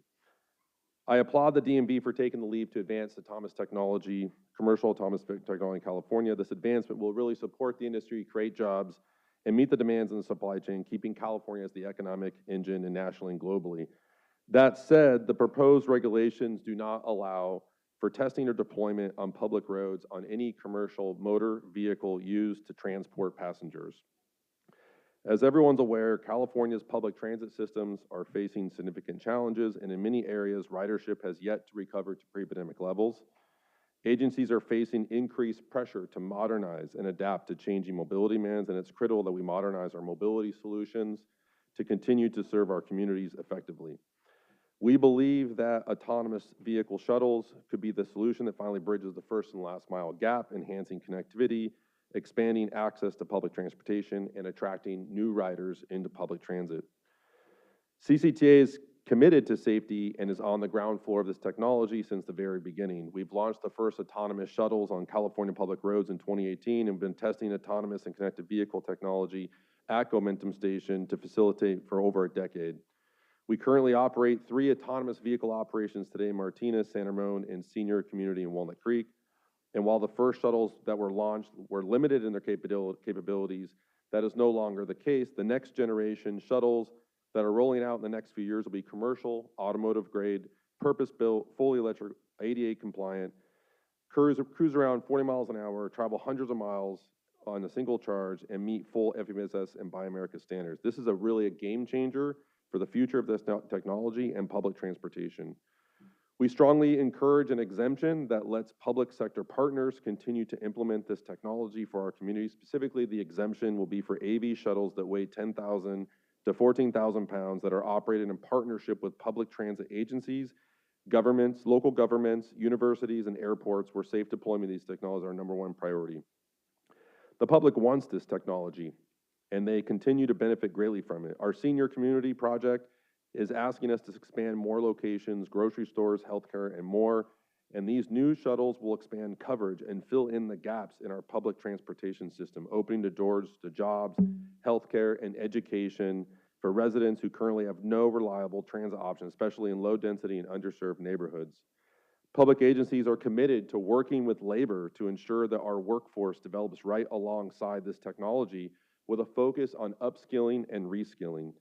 Through the Momentum Innovation Alliance that we've created, we're developing a workforce innovation program to prepare transit workers with tomorrow's skills.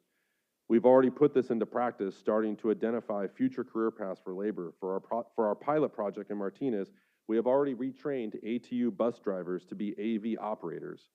In order to meet our climate and VMT goals, we must find new solutions. Every additional rider who boards on these zero-emission vehicles is a single occupancy car taken off the congested roads and demonstrate direct progress toward California's climate and clean air goals. So we urge the DMV to adopt this narrowly focused exemption to allow passenger service and AV shuttles that weigh 10,000 to 14,000 pounds and work hand in hand with transit agencies, cities, universities, and airports to launch equitable passenger-first AV service with a focus on safety and workforce development. As you also have heard today from many, CCTA also asked the DMV to remove route limitations, streamline approvals for modifications to the operational design domain and permits, create a unified reporting system to reduce administrative burden, and streamline reporting to annually or quarterly. We have submitted all of these detailed comments in writing for your review and look forward to the next draft of regulations. And thank you for the opportunity to speak and provide our feedback. Thank you. Next up is Sam Loesch, followed by Robert Singletary, and then finally Tim Burr. Thank you. Hello, everyone. Appreciate the opportunity to be here. My name is Sam Loesch. I am the head of policy and public affairs at Waabi. Waabi is an autonomous vehicle trucking developer with employees in both the U.S. and in Canada. Our U.S. headquarters is right down the street here in San Francisco, but our operations are currently in Texas, as we've been waiting many years for the ability to test and deploy in the state. So while I share some of the excitement around these draft rules, I also want to flag the real and significant challenges that we as a company would face in meeting these proposed regulations and actually deploying in California, considering the enormous compliance and operational burdens these draft rules would cause if put into place without significant adjustments. I want to highlight a few of the most major issues as we see them. These will also be reiterated in comments that were already submitted to the DMV.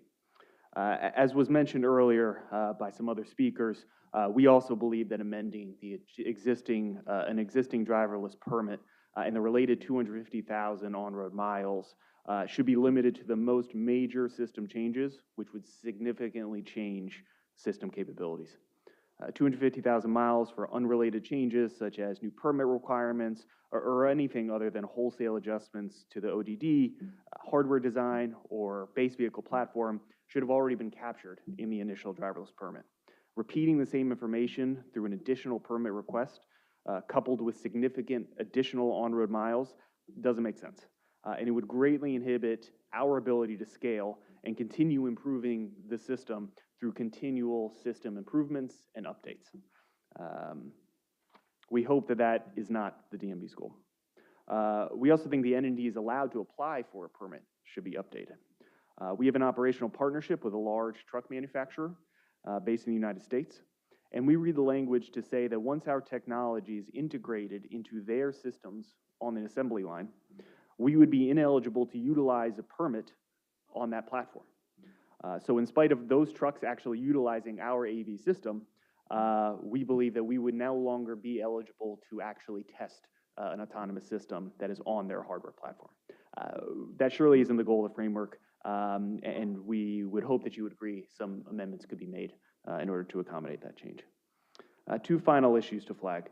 One is the provision rigidly requiring any permit holder to utilize the most direct route when traversing any surface streets, when going from a highway to a shipper facility or distribution center.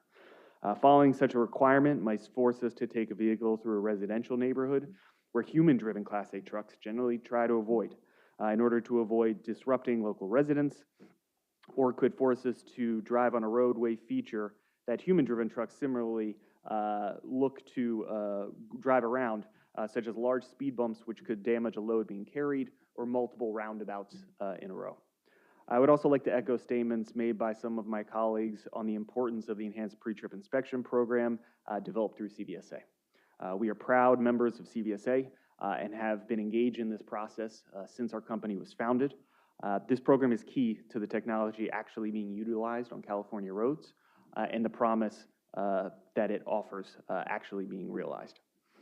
We hope that we can work with both DMV and CHP to make significant changes to the draft rules before they're finalized, so that companies like mine can actually utilize this permitting framework and bring the technology of our promise, or bring the promise of our technology back where it should have been a long time ago in California. Thanks so much.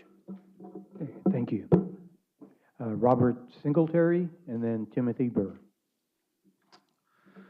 Good morning. My name is Robert Singleton, and I serve as the Director of Policy and Public Affairs for California and the U.S. West region at Chamber of Progress. We are a tech industry association supporting public policies to build a more inclusive society in which all people benefit from technological advances. As such, we are strong supporters of autonomous vehicles because of their potential to drive economic growth while making our roads safer, greener, and more accessible. Therefore, we applaud the DMV for opening the door to autonomous trucking in California, and we appreciate the department's incorporation of feedback since October. It is clear the department is committed to realizing the innovative and broadly distributed public benefits associated with continuous autonomous vehicle deployment and is actively leading in this effort. Many of our concerns that were raised with informal proposed language last year have been addressed. However, further changes are still necessary. Specifically, ODD restrictions could undermine safety and efficiency. While restrictions on trucking operations have been reduced, the proposed rules still arbitrarily ban AV trucks from roads under 25 miles per hour. This could prevent safe operation in essential areas like warehouse districts where low-speed roads are common. The limited exemptions allowing use of roads only when they conflict with restrictions are too vague, potentially forcing operators to choose between the safest route and the shortest one.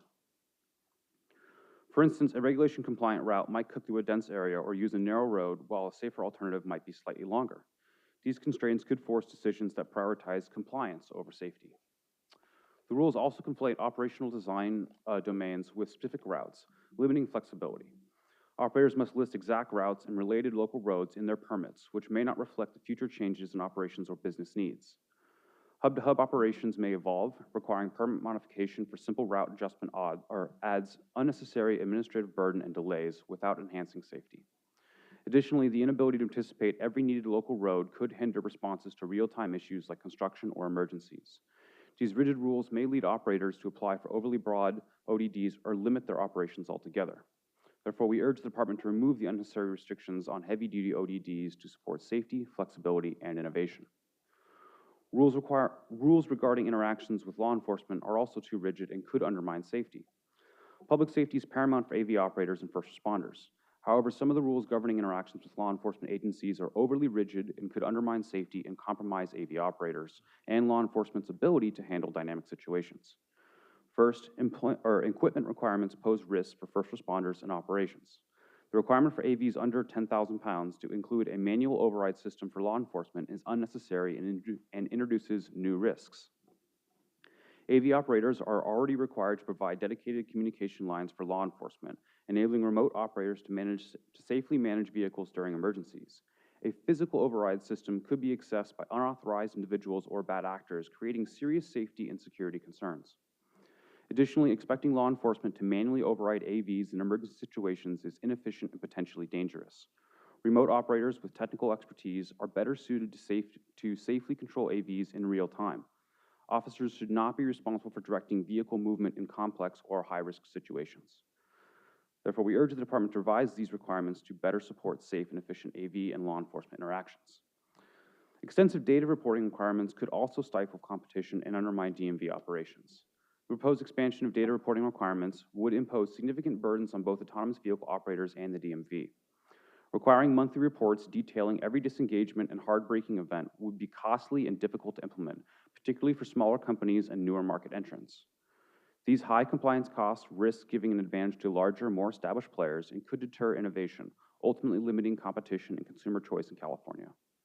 Since no other state mandates this level of reporting, California's approach could discourage operators from entering the market altogether. Because similar metrics are not tracked for human driver vehicles, the data reported by AV operators would be analyzed in a vacuum.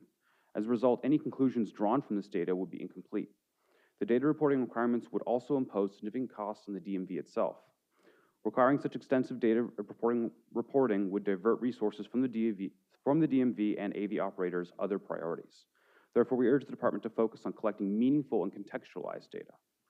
In light of these issues, operational restrictions, law enforcement interaction protocols, and data reporting requirements, we remain concerned about the unintended consequences of the proposed rules. Autonomous vehicles have already improved the lives of hundreds of thousands of Californians and people across the country. California has long been a leader when it comes to technological progress and embracing autonomous vehicles. We urge the Department to reconsider these provisions as their current form risks undermining safety, stifling innovation, and limiting equitable access to the benefits of autonomous vehicle technology in California. Thank you for your attention for details and for allowing these comments to happen. Thank you, Mr. Singleton. Timothy Burr. Good morning. My name is Timothy Burr. I'm here on behalf of TechNet. TechNet is the national bipartisan network of technology companies that promotes the growth of the innovation economy by advocating a targeted policy agenda at the federal and 50-state level. TechNet's diverse membership includes dynamic American businesses ranging from startups to the most iconic companies on the planet and represents 5 million employees and countless customers. Given the role autonomous vehicles play in harnessing technological innovation to greatly increase road safety while providing more efficient mobility options for people and goods, TechNet has been at the forefront of advocating for the testing and deployment of AVs in California and throughout the nation. As such, TechNet strongly supports the DMV's proposed lifting of the prohibition on the testing and deployment of autonomous commercial motor vehicles, CMVs, with a gross weight rating over 10,001 pounds, as autonomous CMVs would provide an additional option to more safely and efficiently move goods through the state and alleviate pressure on the supply chain. There's a few areas we'd like to highlight from our comments. On the ODD, or operational domain design, for autonomous CMVs, operation in the proposed regs is limited to local roads with a posted speed limit of 25 miles per hour or less, unless those roads fall within the shortest distance to freeways from hubs, motor carrier, and shopping facilities, distribution centers, fueling and charging stations, and endpoints. TechNet believes that these restrictions on the ODD are an improvement from the previous draft, to be clear. However, we remain concerned that there may be situations where autonomous CMVs need to proceed outside of the DMV-defined ODD to safely access roads to reach endpoints. While we appreciate the inclusion of 25 mile per hour roads when this is the shortest distance for certain use cases, the shortest distance may not always be the preferred route. For example, an autonomous CMV may determine that the safest route is a longer 25 mile per hour roadway that avoids congestion, construction, accidents, et cetera, all of which are dynamic situations that may vary from day to day. In addition, there are situations where it is safer for an autonomous CMV to drive on a local road to achieve a minimal risk condition compared to attempting to do so on an exit ramp or a freeway shoulder.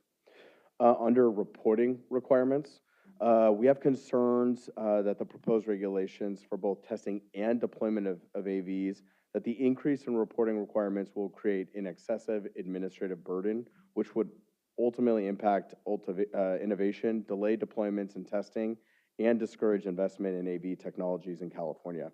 The increase in reporting seeks to capture an excessive amount of data, much of which is unrelated to the safe operations of autonomous technology and does not lend itself to realistic and timely analysis by the department.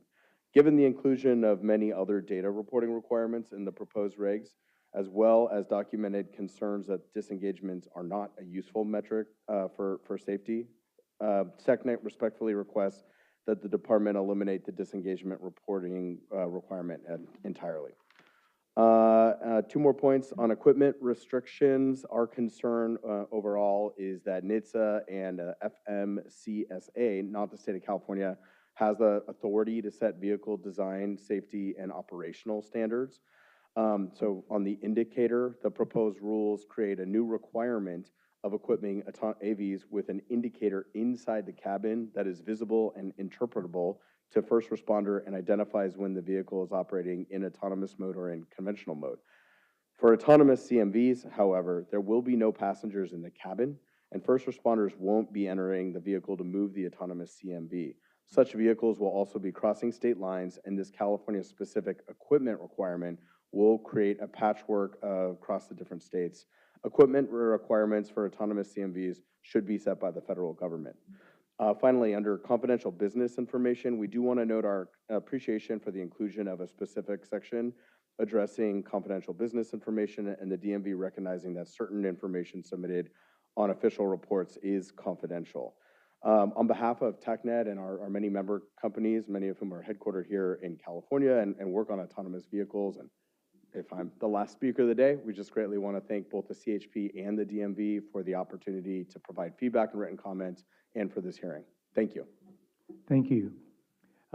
You are not the last speaker of the day. We have 3 additional folks that have signed up. So I'll call Peter Leroux Munoz, James Clark, and then Alex Perot.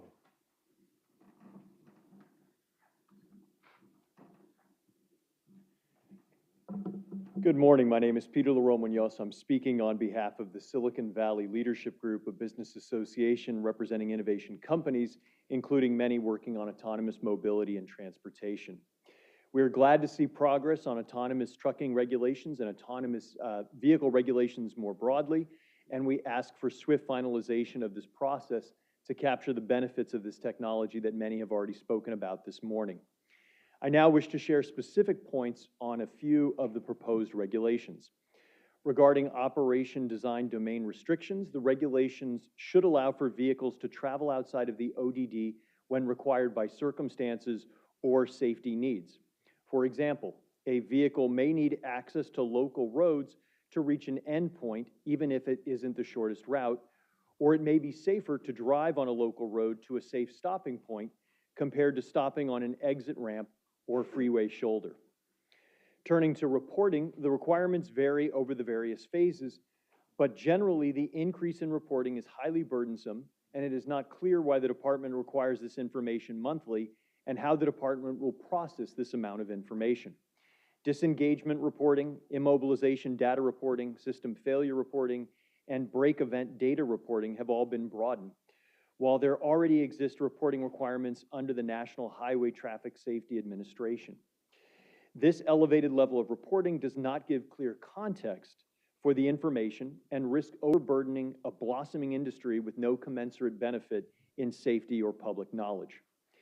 Now a few comments on phased permitting.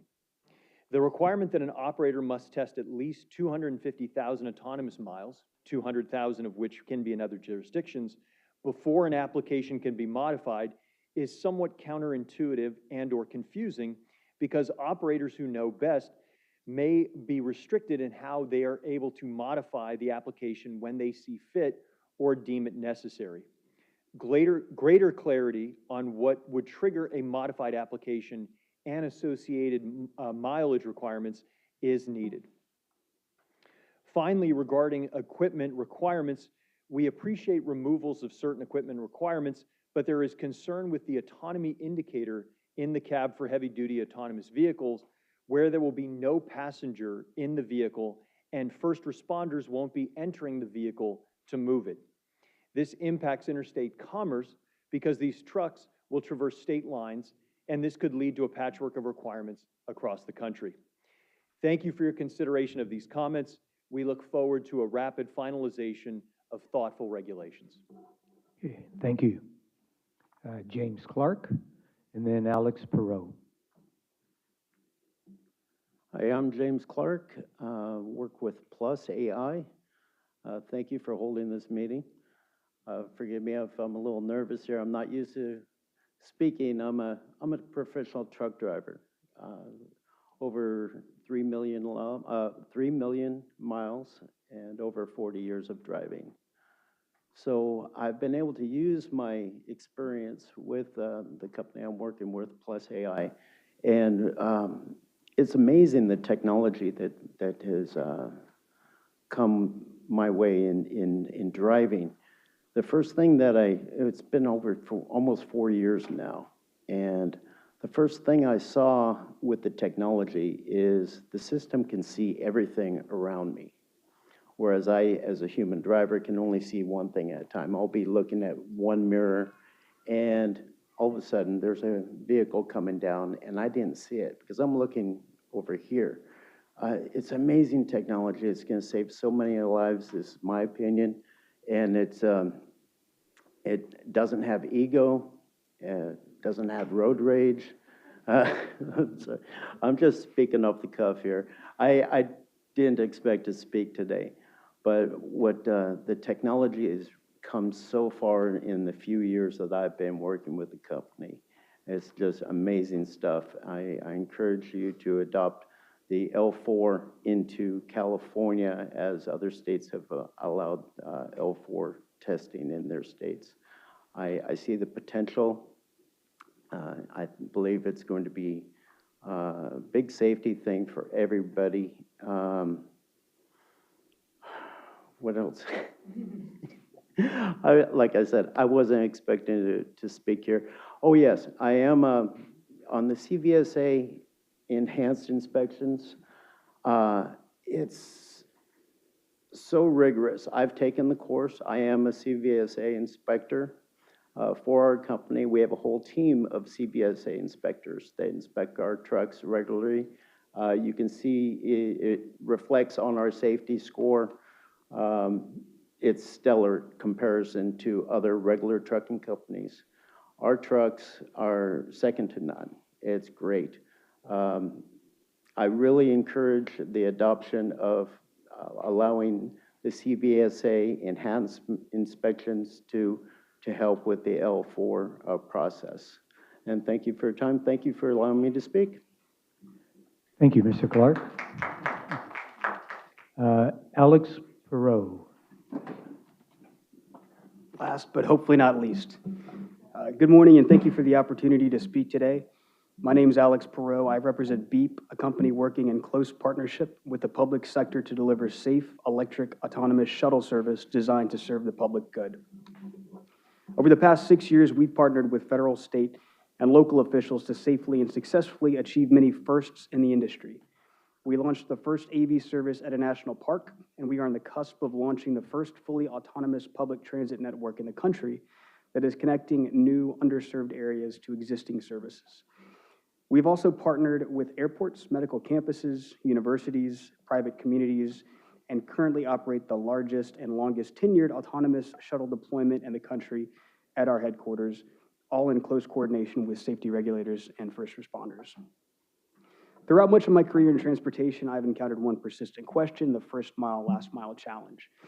How do we deliver that transportation in a way that's safe, convenient, cost-effective, and accessible for everyone?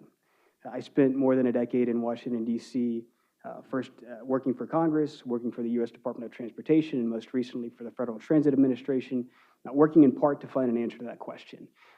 I believe that the advent of autonomous vehicle technology, particularly in the shared use scenario, might very well be the answer we've been looking for.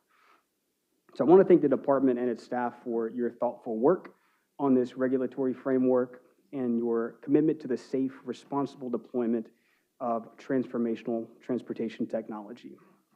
We're not here to ask for a sweeping exemption or special treatment. In fact, we're asking to be regulated and included as part of the service that provides mobility options for passengers. We're urging the department to consider a narrow targeted authorization to allow local governments, transit agencies to have the option to leverage this technology and integrate it into their systems and networks. So this is not about replacing existing transit. It's about extending its reach and increasing its impact. We are committed to supplementing existing systems, not supplanting them, and to work hand in hand with the public sector to support, upskill, and build new career ladders for the workforce of tomorrow.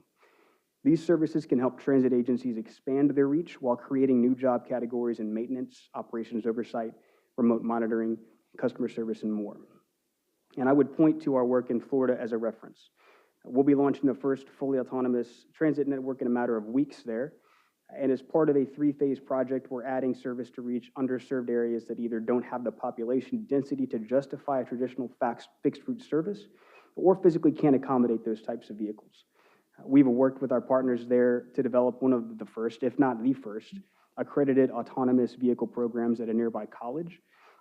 And the project has attracted the state's first automotive manufacturer, which will be producing and deploying shared AVs for this project and others like it, generating hundreds of jobs just at that plant and that site and more than $1 billion in economic impact. In fact, according to an analysis conducted by a nearby university and a local economist, the AV project will create 4,141 jobs, a very specific number, and more importantly, nearly $294 million in labor income.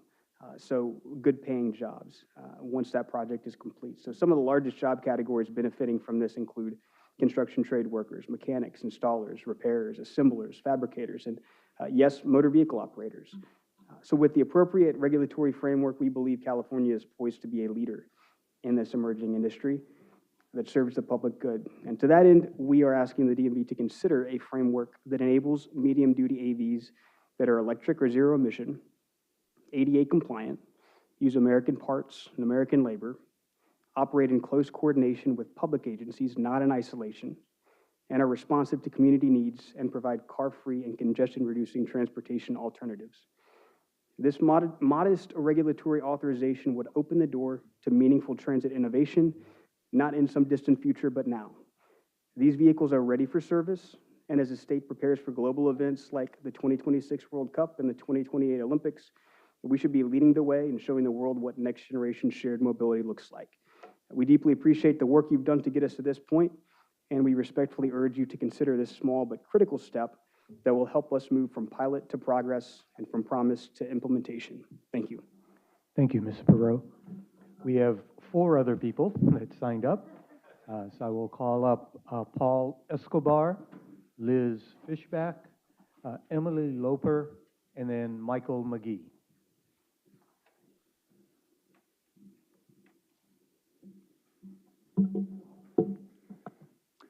Good morning. My name is Paul Escobar, State Policy Lead for Zoox. And I would like to first thank Captain Cocaine and Lieutenant Boston of CHP, Deputy Director Soriano, and AV Branch Chief Acosta, and the rest of the department's leadership and staff for the opportunity to provide comments today. These are in addition to the written comments that we submitted yesterday and continue our longstanding engagement with the department to promote and enhance both AV and roadway safety in California. Based in Foster City, California, Zoox is reinventing personal transportation, building a safer, cleaner, and more enjoyable future for the road. At the core of our vision is a purpose-built robotaxi that offers the world a better way to travel. Through a combination of cutting-edge technology and a focus on the rider experience, Zoox is transforming urban mobility with its comprehensive and cohesive autonomous ride-hailing service. Safety is foundational for Zoox. It is why we're here. Zoox has feedback on 7 main topics: design requirements, data reporting, the safety case, requests for information and preliminary information notices, emergency vehicles and first responders, permit application processes, and term and definitional clarity. Zoox's written comments provide our full response and feedback in these areas, and we look forward to working with the department on their review and any questions regarding our recommendations. But for the purposes of today's hearing, I'll focus just on 2. And the first is data reporting. The second will be the design requirement. On the data reporting side, I won't repeat what you've heard. I'll just say that Zoox echoes what you've heard from industry participants, specifically with regard to disengagements and hard braking events. On the design requirement, as drafted, the provisions regarding the manual override for first responders are misaligned with AB 1777, signed into law by Governor Newsom last year. AB 1777 specifically did not establish a requirement that all AVs must have a manual override, but only that AVs with such override devices must make them available to first responders. Creating an override system, even if intended only for law enforcement and firefighters in emergencies, would introduce an intolerable vulnerability that malicious actors could exploit, especially in a purpose-built vehicle context like ours, and we have significant concerns about this. Zoox encourages the department to take the time needed to get this rulemaking right, considering both the opportunity and the long-term impacts that come with updating the regulations while continuing to prioritize safety. This approach will provide greater clarity based on industry maturity and opportunity, and encourage the significant investments that the AV industry has made in the state. Zoox is proud to call California home. The state has been a leader since the early days of the industry, having created a clear pathway for operators like Zoox to provide a driverless commercial passenger service. This regulatory certainty has given Zoox the confidence to establish the company here and continue to grow in the state.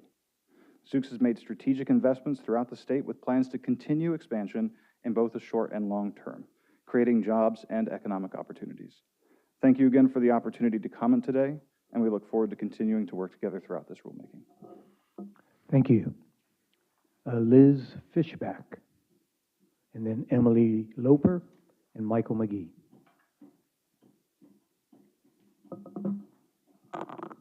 Good morning. Good morning. My name is Liz Fishback. I'm the Director of State and Local Affairs at Stack AV. Unlike many of the testers here, Stack AV is not from California, and we are not present here. We are a Pittsburgh-based autonomous trucking company. We have about 250 employees in and around Pennsylvania. We did have the pleasure of working with you in a past life when we were Argo AI. So we were thrilled when we heard there was a proposed rulemaking that would allow our new venture of autonomous trucking possible entry to the literal roadways here in California. Now, we are currently in New Mexico, Arizona, Texas, where we are doing a commercial operation. And we are testing on public roadways in our home state of Pennsylvania and next door in West Virginia and Ohio. And when we take a look at which states to go to next as a newer company, we are taking into consideration the rulemaking, the regulations that are on the books, the certainty and a business model that we can count on with consistency and timelines as we work with our partners, both in law enforcement and in the regulatory process. So I won't reiterate every little thing everyone has said. They've done so eloquently. We sent in formal comments, so our thoughts are there. But just to summarize, I think as we look forward, the rulemaking as is proposed, as is written right now, certainly gives us pause to returning to California, enters some barriers as we look for a business model in the state. We very much want to come back here, and we very much want to work with you to make sure that the proposed rulemaking going forward is smooth entry for autonomous trucking, gives us business certainty as we look to the future for commercial deployment. And I thank you very much for your time today. Thank you. Emily Loper. Hi, good morning. I'm Emily Loper, Vice President of Public Policy at Bay Area Council. We represent over 300 major employers across the Bay Area. And we are proud that the Bay Area is home to the world's greatest transportation innovation, and we applaud the DMV for moving forward with creating this regulatory path for the testing and deployment of heavy-duty autonomous vehicles. By lifting this prohibition on autonomous trucks, these proposed regulations are a really critical step forward in encouraging investment in California and also working to improve both the safety and efficiency of our goods movement operations. However, we encourage you to not exclude commercial vehicles that transport passengers from this framework, as autonomous buses and shuttles hold promise of improving the efficiency of transit operations in the future here. I want to support the comments that Tim Hale mentioned at CCTA, and we should not be preemptively restricting this technology's application for public transportation here in California. So we urge the DMV to continue moving forward quickly on this regulatory process and are looking forward to these final regulations that will really help California pave the way to more safe, efficient, and economic operations of autonomous trucks and other heavy-duty vehicles. Thanks very much. Thank you. Michael McGee.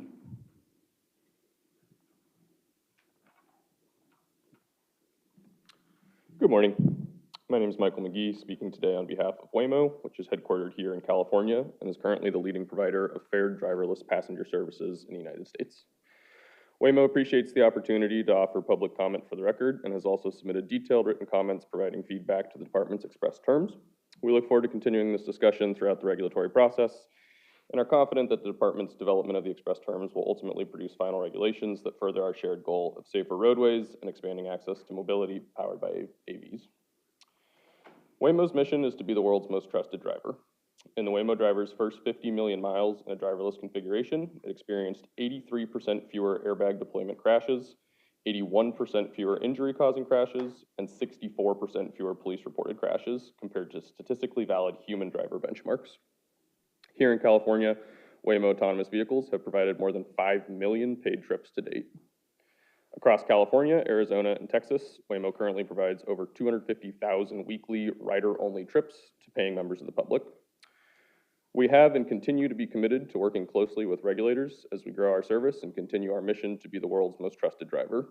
We'd like to thank the department for their efforts on this timely update to the regulations. The AV industry continues to grow in our state, bringing mobility and safety benefits to Californians at an increasing pace. In particular, we applaud the changes that are reflected in the express terms that focus on capability rather than prescriptive certifications and vehicle design requirements, minimize administrative burden where possible, and reflect current industry technology and best practices.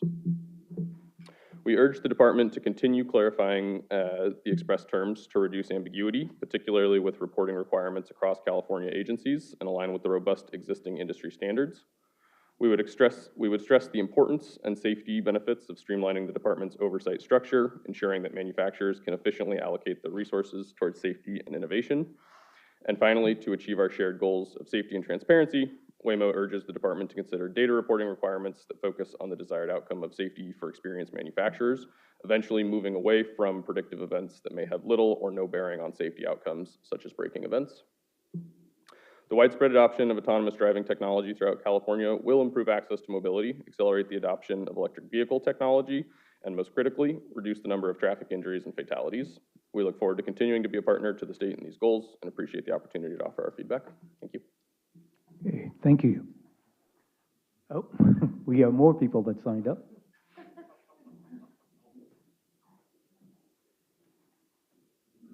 Thank you.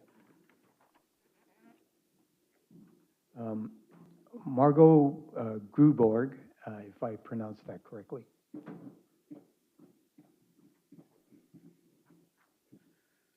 Thank you. It's Mark Gruberg, and I am a board member of the San Francisco Taxi Workers Alliance. And I want to give you a kind of a street view perspective of these regulations and importantly, stress the need for enforcement mechanisms, which I know in your rules you do have additional enforcement for incremental types of situations, suspensions or revocations of drastic measures.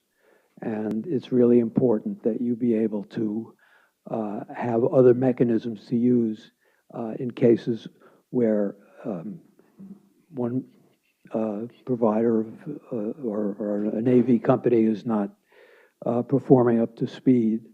So we have had two companies so far providing for-hire transportation. Excuse my voice. One of which turned out to be a complete disaster. And in my opinion, it took too long to get crews off the streets. There are 30-plus companies now with testing permits, and how many of those might be another cruise? So your process, you don't do road testing of vehicles. You depend on self-certification from manufacturers. So it's really, vigilance is really, really important. You need to keep an eagle eye on what's happening on the streets. And in that context, I want to comment a little bit about Waymo, because when they first came onto the streets, they seemed to be hyper cautious, and the problems that we were having with them constantly were tying up traffic because they came to a halt, and they got confused by any number of scenarios that, you know, were not usual street scenarios, or just things like road work and so forth. In recent weeks, we have seen completely the opposite, which is that they are taking many more chances that they never took before. I myself witnessed an illegal left turn at 3rd and Mission. An illegal left turn should never happen with this kind of technology. A failure to cede the right of way, where the vehicle came to a stop at a stop sign, but the cross traffic had the right of way, and the vehicle proceeded through anyway, causing the other driver to brake. Another situation where pedestrians had to hurry across the street to get out of the way of a turning Waymo. And one of my fellow cab drivers just the other day saw a Waymo right out here on Van Ness Avenue in the rapid transit red lane, which is the biggest no-no that you can imagine, you know, in city driving. So it's really, really important that you watch what's going on the street, and that you enforce the mechanisms that you have and will have against these kinds of violations. And also, let me just say that I think reporting requirements are really important.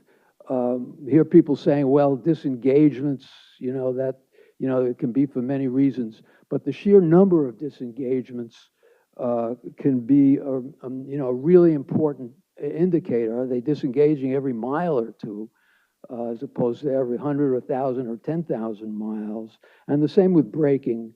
You know, these kinds of reporting requirements can give you an awful lot of insight into what's going on the streets. So I would urge you to keep those provisions. Thank you. Thank you. Okay, is there anyone else who wishes to speak on this proposal? Okay, hearing none, I believe, Mr. Goldberg, you were the last speaker. That being the case, at this point, I declare this hearing closed. Thank you very much, everyone.